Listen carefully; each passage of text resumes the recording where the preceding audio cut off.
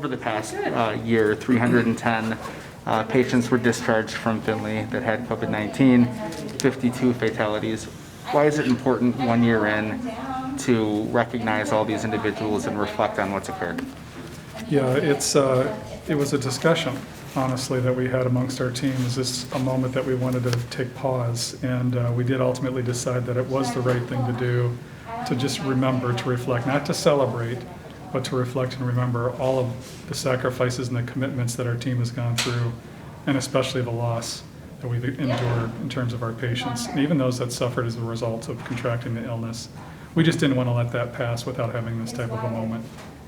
You spoke to the impact it had on staff, the sacrifices they made, the transitions they made.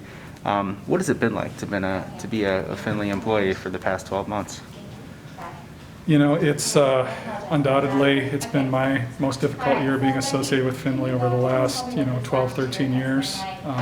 Team members that have been here for a long time would absolutely agree with that. You saw Jan Bakolke, who was our patient A.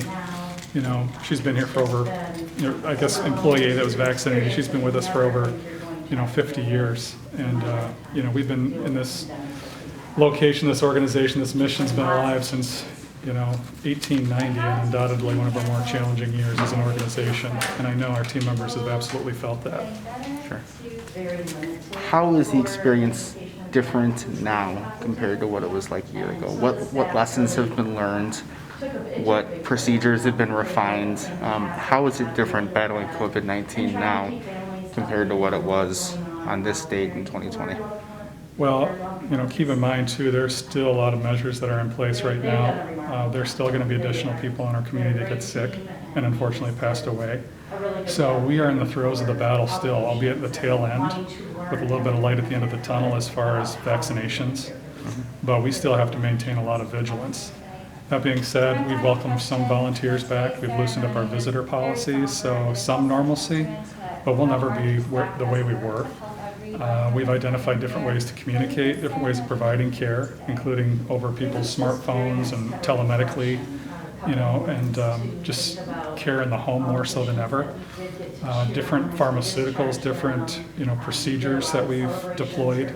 And so, what I've been sharing with our team is we're not, what's being talked about amongst my colleagues is not necessarily a return to normal, but a return to new. And so how do we change? How do we adapt? How do we learn from everything that we've experienced over this last year and, provide improved, better care?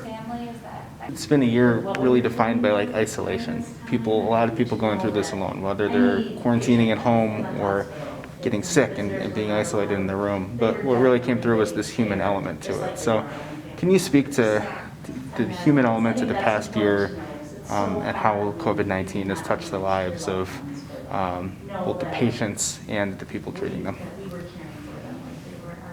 Yeah, I think it's very, just very honest to say that a lot of our staff will never be the same either. I was talking to one of our team members that recounted a story, some years ago of a favorite patient that she had that unfortunately ended up passing away. And then comparing that to this year and how that's happened multiple times to the point where she can't recall some of those patients because there are just so many of them that she had to personally provide care to. And that takes a toll. And so there will be some post-trauma amongst our team members. And one of our top priorities, if not the number one priority, is to ensure workforce recovery.